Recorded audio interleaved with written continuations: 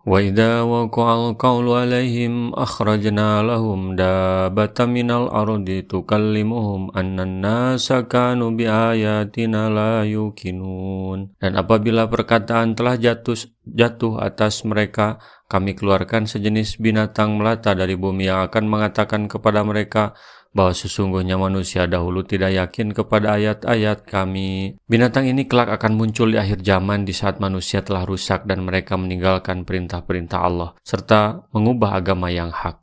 Allah mengeluarkan bagi mereka binatang melata dari bumi, yang menurut suatu pendapat menyebutkan dari Mekah, sedangkan pendapat yang lain menyatakan bukan dari Mekah, seperti yang akan dirincikan keterangannya.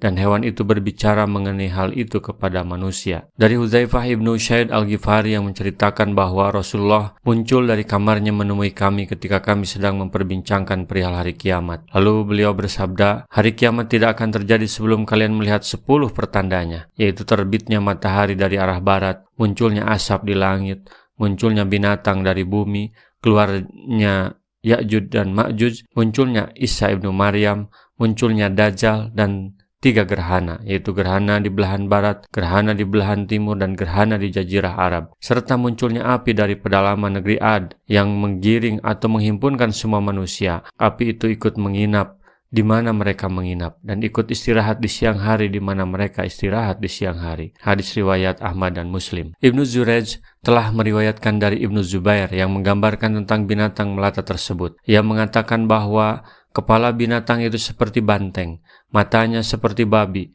telinganya seperti gajah, tanduknya seperti kijang jantan, lehernya seperti burung unta, dadanya seperti dada singa, tetapi warnanya adalah warna macan tutul, pinggangnya mirip dengan pinggang kucing hutan, ekornya seperti ekor biri-biri, dan kaki-kakinya seperti kaki unta.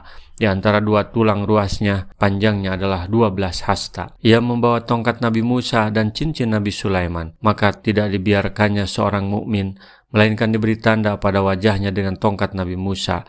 Capnya putih, lalu cap itu menyebar ke seluruh wajahnya sehingga wajahnya menjadi putih bersinar. Dan tidak dibiarkannya seorang kafir pun melainkan ia cap dengan cap hitam dari cincin Nabi Sulaiman. Lalu warna hitam itu menyebar ke seluruh wajahnya hingga wajahnya menjadi hitam. Sehingga orang-orang melakukan transaksi jual beli di pasar-pasar.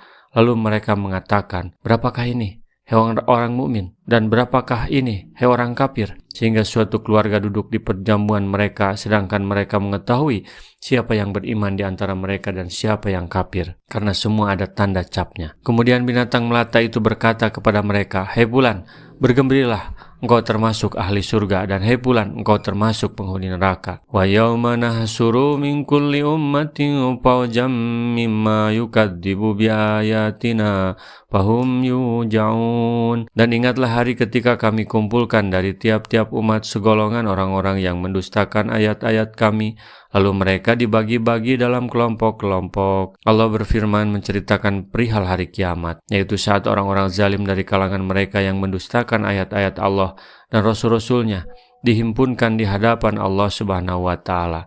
Karena Allah akan meminta pertanggungjawaban mereka terhadap apa yang telah mereka kerjakan selama di dunia sebagai kecaman, penghinaan, dan menganggap mereka kecil lagi diremehkan. Hatta idza ja'u qala kadabtum bi ayati walam tuhitu biha ilman amma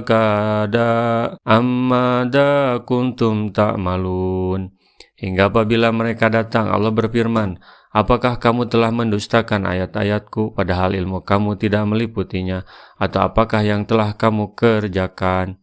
Mereka ditanyai mengenai akidah mereka dan amal perbuatan mereka, dan sudah barang tentu mereka bukanlah termasuk golongan orang-orang yang beruntung. Rasulullah SAW bersabda, baligu anni walau ayatan, sampaikan dariku meskipun 1 ayat. Mari kita sebarkan jalan kebahagiaan dengan like, share, dan subscribe channel ini.